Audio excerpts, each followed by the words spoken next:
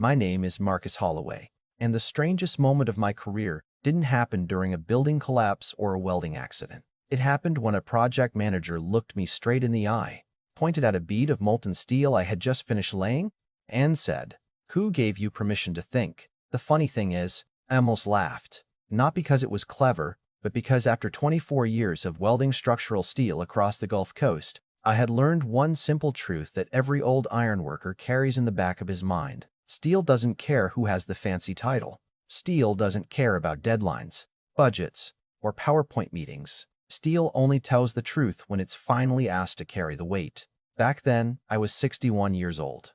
My knees popped every time I climbed another ladder, and my left shoulder still reminded me every winter about a refinery job I'd worked back in Louisiana during the late 90s.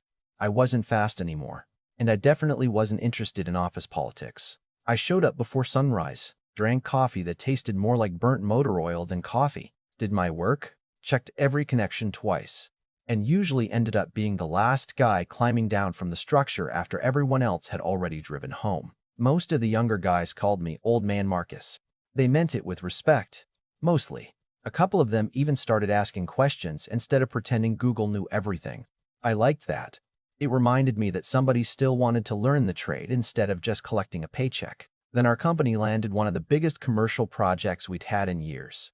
A medical research complex outside Dallas, 7 steel buildings tied together with elevated walkways, hundreds of tons of structural steel, months of work, and enough pressure from investors to make every meeting feel like a courtroom. That's where I first met Ryan Calloway. Ryan couldn't have been older than 34. Sharp haircut, spotless boots that somehow never collected mud, expensive sunglasses hanging from his safety vest, tablet in one hand and schedule in the other. He wasn't a bad engineer, at least not technically. He had degrees, certifications, charts, and confidence overflowing out of every sentence. What he didn't have was enough years watching steel behave in real weather, real heat, and real wind. To him, construction happened on drawings. To me, drawings were simply where construction began. The first couple of weeks we mostly stayed out of each other's way. I'd weld. He'd inspect schedules. Every now and then he'd remind everyone that every additional labor hour cost the company money. Every sentence somehow came back to numbers. Minutes become hours. Hours become invoices. I think I heard that speech 20 times. Then came the beam on grid C14. It looked perfectly ordinary unless you knew what you were looking at. The connection sat right where 2 load paths would eventually transfer stress during heavy lateral wind. The blueprint called for a standard weld, and technically it met code. But while fitting the pieces together, I noticed something I'd seen years before on another project near Mobile. Tiny alignment differences, barely visible. Not enough to fail inspection, just enough to create a concentrated stress point if the structure ever experienced a hard side load. Most people would have ignored it. The inspector probably never would have noticed.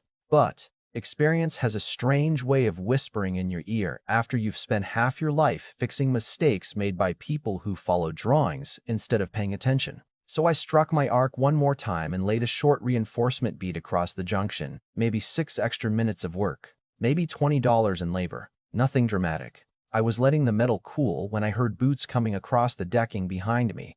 "Marcus?" Ryan's voice echoed loud enough that every grinder on the level seemed to stop. I turned around slowly. He was already shaking his head before he reached me.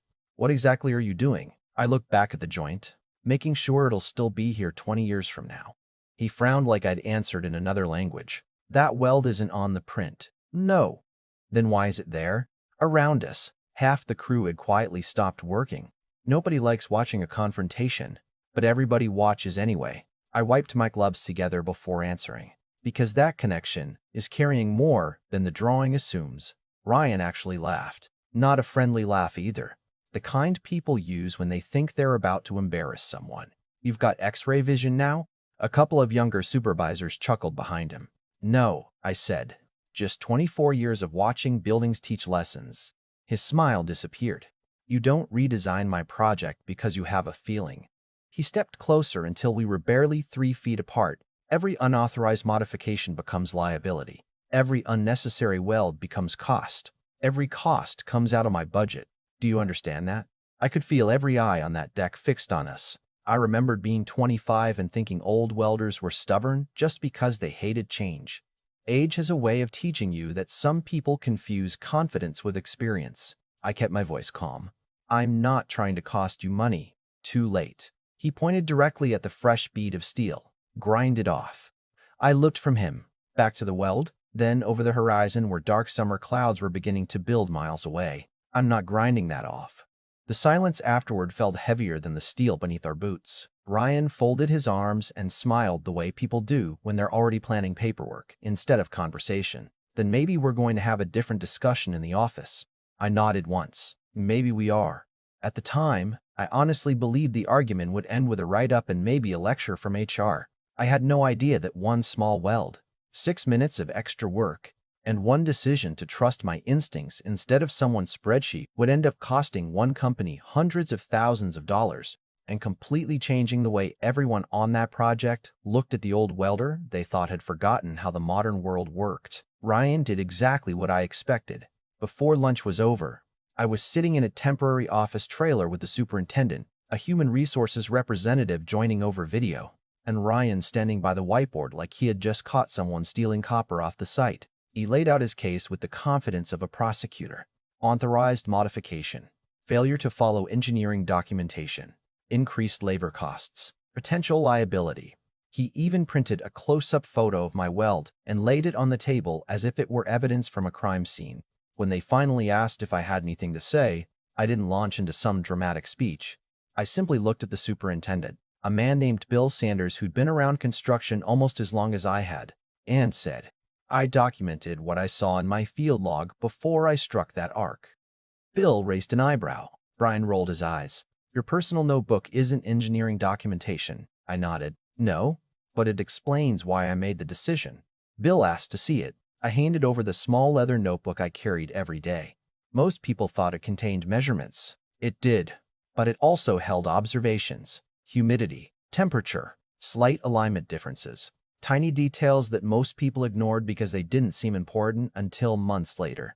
Bill flipped through a few pages, then handed it back without saying much. Ryan crossed his arms. Can we stay focused? This isn't about storytelling. It's about procedure. That sentence stuck with me. Storytelling. Funny enough, every experienced tradesman tells stories. Every scar, every repaired beam, every cracked weld is a story waiting to repeat itself if nobody pays attention.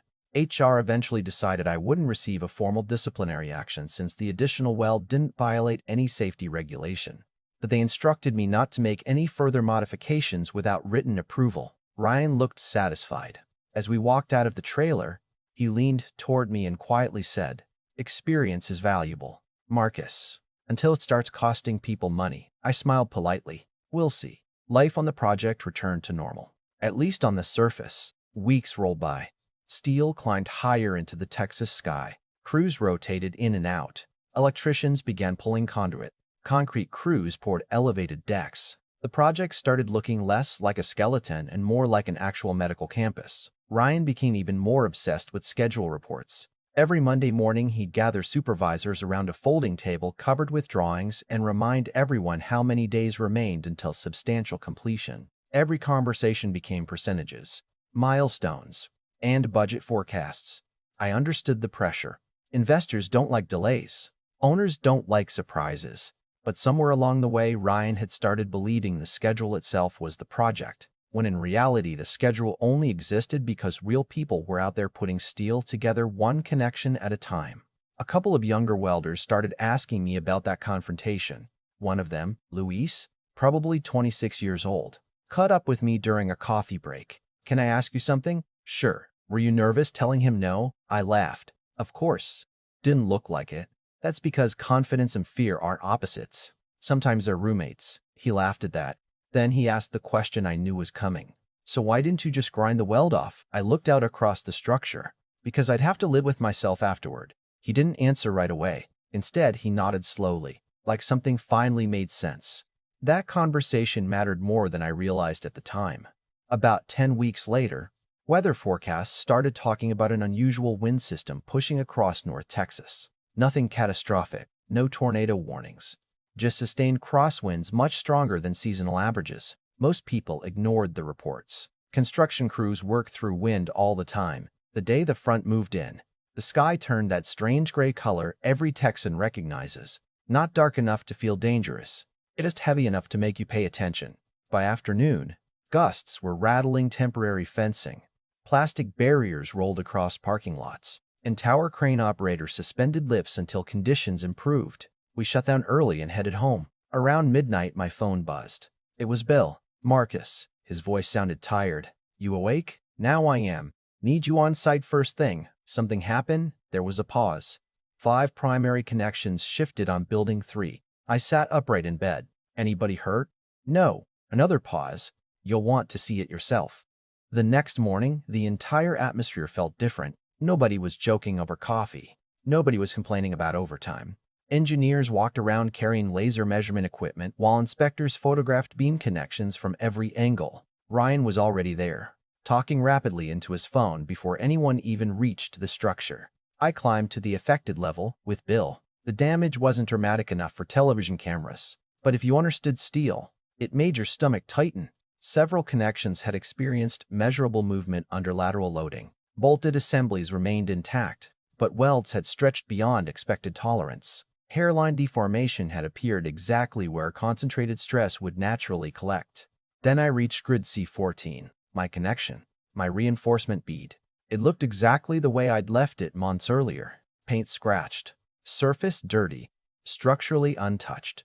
I didn't smile. I didn't celebrate. I just stood there quietly with one hand resting against the column. Bill looked from the beam to me. "You knew." I shook my head. "No. Come on, I didn't know." I looked directly at him. "I suspected."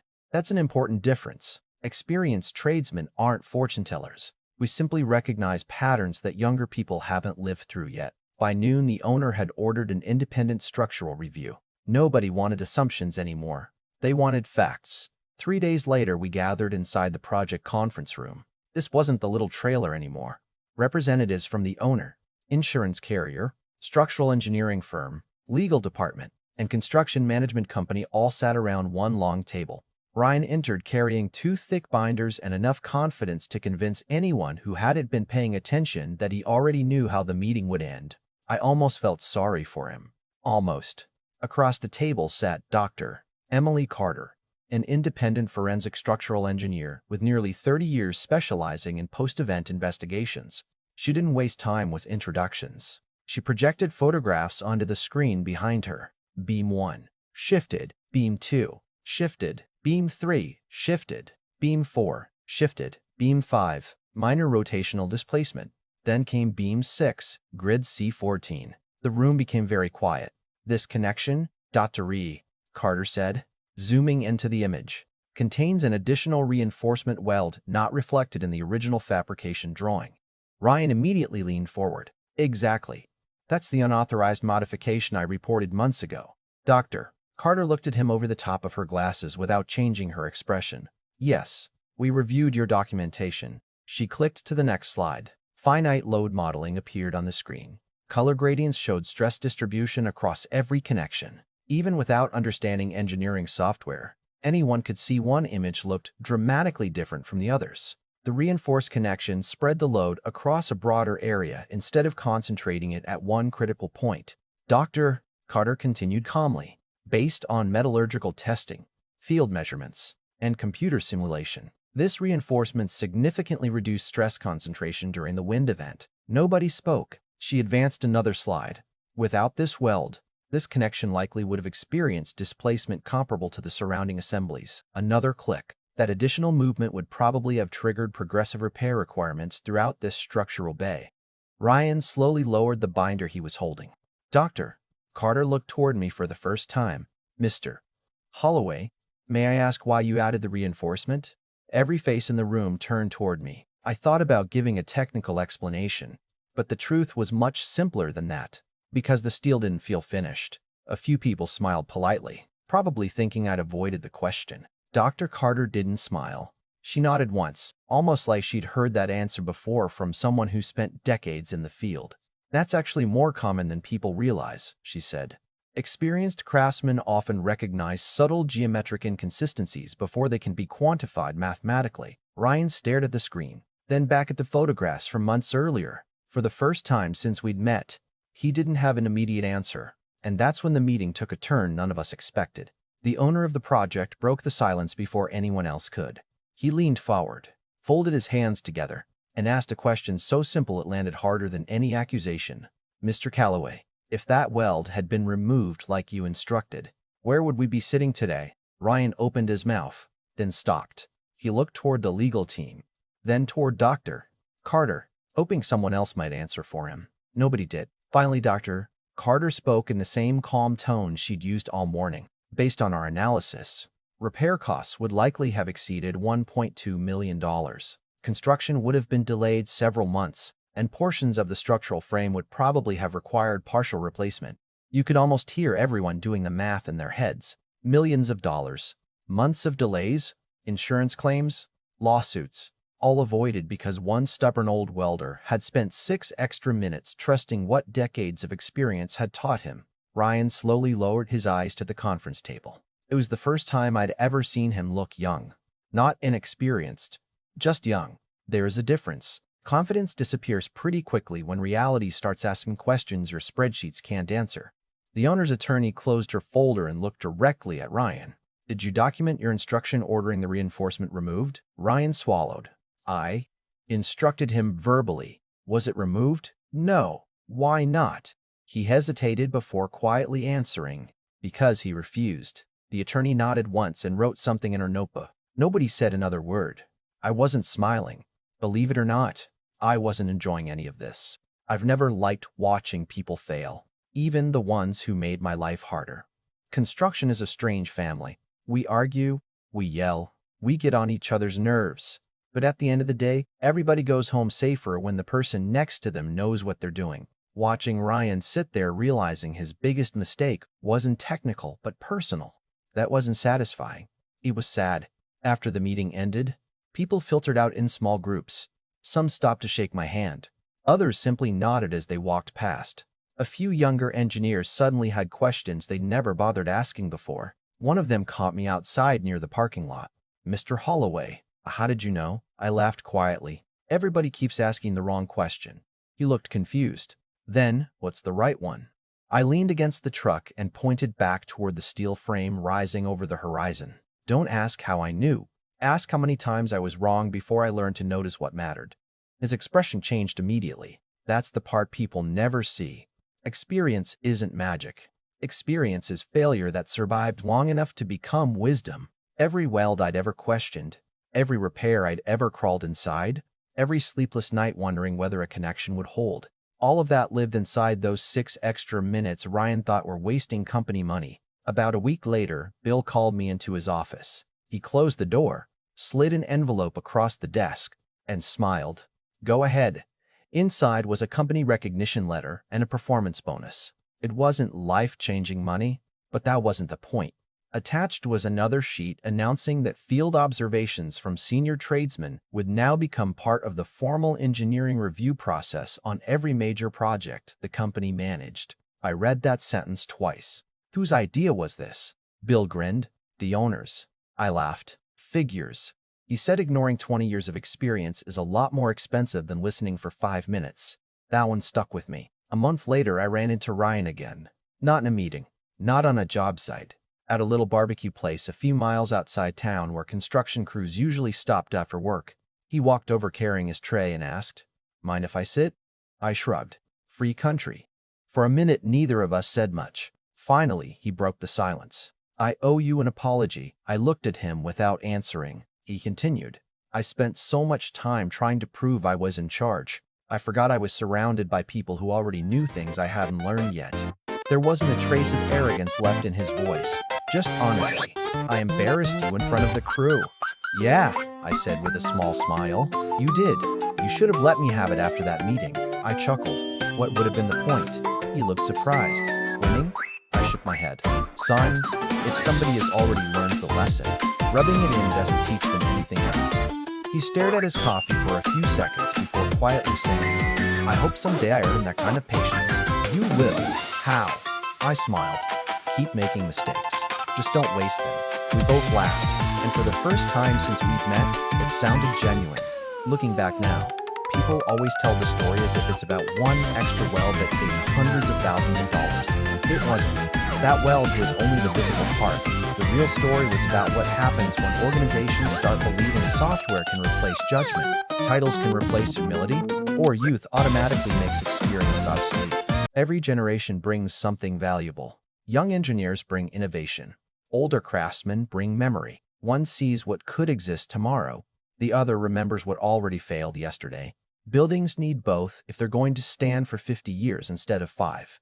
Even today, every time I drive past that medical campus, I glance up at the steel without even thinking about it. Nobody walking through those hallways will ever know my name. They'll never notice one reinforced connection hidden above the ceiling. And honestly, that's exactly how good construction is supposed to work. The strongest things are usually the ones nobody notices because they quietly do their job every single day.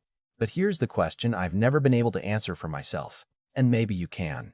If you had been standing on that rooftop that morning, would you have followed the blueprint exactly as written? Or would you have trusted 24 years of experience, even if it meant risking your job? Let me know what you honestly think down in the comments. Was Ryan simply enforcing the rules he was hired to protect? Or did pride blind him to wisdom that couldn't be measured on a spreadsheet? If this story made you think about leadership, respect, or the value of real-world experience, I'd really appreciate it if you subscribed, shared it with someone who'd understand, and joined the conversation below.